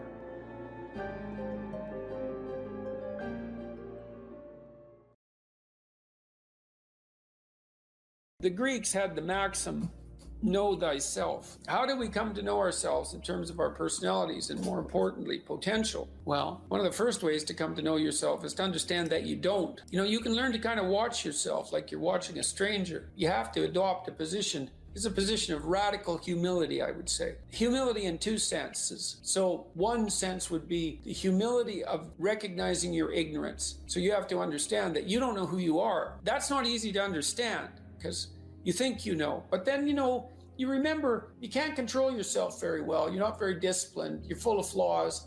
Maybe you don't know yourself as well as you think, but it's hard to get low enough to understand how deeply it is the case that you are ignorant about who you are. Now, there's an upside to that too, which also is that you're also ignorant about who you could be. And so the discovery of that, is some reward for the horror of determining who you actually are. And then I would say, well, then you watch yourself. You watch yourself like you're watching a stranger. You watch what you say and you listen. And you think, well, what sort of person would say that? And how am I reacting emotionally when I'm communicating in that manner? Is that making me feel stronger or weaker? Is it filling me with shame? Is it helping my confidence? Am I laying out a lie? Am I deceiving myself and other people? Am I adopting this personality at parties that is designed to impress and to amuse, and it comes across as nothing but self-centered narcissism? What are my dark fantasies? What are my aggressive fantasies? What is it that I'm willing to do? What am I interested in so that I'll spontaneously pursue it? What do I procrastinate about and why? What am I unwilling to do? What do I think is good? What do I congratulate myself for accomplishing? And what do I berate myself for failing to confront and to implement? Those are all incredibly complicated questions, and you don't know the answers to them. So that's a start. And then in terms of potential, well, you'll discover a little bit more about your potential as you discover who you are, especially the darker parts of yourself, because then you discover your potential for mayhem. There's some real utility in that. It's actually something that strengthens you, because the first thing that a realization like that can in fact produce is the ambition to incorporate that dangerousness into a higher order personality. And that can make you implacable. That can make you someone who can say no when you need to say no. That can make you someone who won't avoid necessary conflict. And so that's unbelievably useful. And so that's one of the potentials that you might discover. The other thing you do to discover your potential is you challenge yourself. It's like rule 4 in my book, 12 Rules for Life, is compare yourself to who you were yesterday and not to who someone else is today. And that's kind of a good way to start this. It's like, well, take a bit of a look at yourself and think about what's not so good that you could improve, that you should improve by your own standards, and that you would improve, and set yourself a little goal. Maybe you're not studying at all at your university, or maybe you're at work and you've got this stack of paper there, and you haven't looked at that damn stack for like a month, and you know that you should be, and you're bothering yourself at night because you're avoiding that. You think, well, I've avoided that stack of paper completely for 1 month. I'm quite a coward when it comes to whatever snakes might be hidden in that stack of paper. How about tomorrow I just put that stack of paper in front of me on my desk, and I glance through it for 15 seconds. See if I can do that. It's like, well, you set yourself a goal of improvement. It's a humble goal, because really, are you such a coward that the best that you can bloody well manage after a month of avoidance is 15 seconds of exposure to a stack of paper? It could easily be. You've been avoiding it. You're obviously afraid of it. And so the situation could be that dismal and dire. And you might think, well, geez, it's no balm to my ego. It's not fostering the strength of my ego to recognize in myself someone who could only withstand 15 seconds of exposure to that thing I'm afraid of. And so that's a form of humility too. It's like, there's things you could do to improve, and you know what they are. And there's small steps that you could take, that you might take, that would put you in that direction.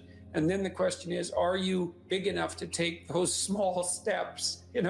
Are you capable of grappling with the fact that you're fundamentally flawed to the point where you have to break things down into almost childlike steps in order to manage them? And the answer to that is, yeah, you are.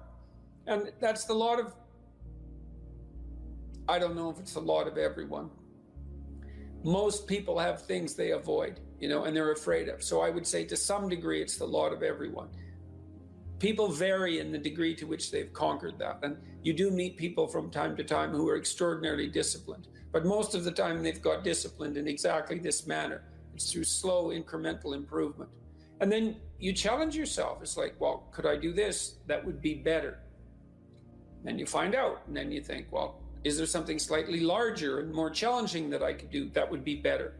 And you try it and you find out. And as you try it and you find out, generally you get better at it, and you can take on larger and larger challenges. You take responsibility for yourself. That's part of standing up straight with your shoulders back. It's like, take on the world, man, but only at the level that you can manage. When you're ignorant and biased and deeply flawed and immature, it's where everyone starts. You don't want to bite off more than you can chew, but it doesn't mean that you can't wrestle with part of reality. Some part that's small enough so that you have a good shot at victory. And to put yourself together, this first steps towards that is to allow yourself to be a fool, right? It's because you don't know what you're doing. You have to admit that. And there's going to be a loss of ego or destruction of ego, arrogant ego that necessarily accompanies that. But you need the loss of that arrogant ego, because it's precisely what's interfering with your movement forward. It's part of the adversarial process, mythologically speaking, that stops moral progress.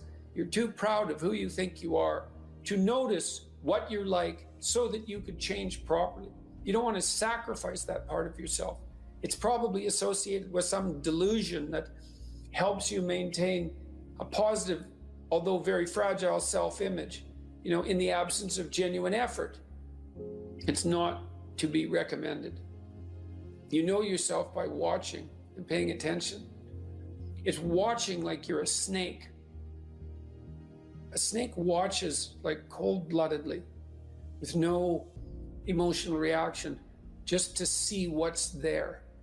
It doesn't allow, symbolically speaking, doesn't allow what is wanted or desired to interfere with what is observed. So you watch yourself like that, as if you don't know who you are. Well, that's the beginning. And then you challenge yourself continually to see how far past yesterday you can push today and tomorrow, and to continually experiment with expanding the domains not only of your competence but of your ability to increase that competence. And the upper limit to that is proportional to the moral effort that you put into it. The more that's guided by the highest of all possible visions, right? The alliance with the highest of all possible conceivable good.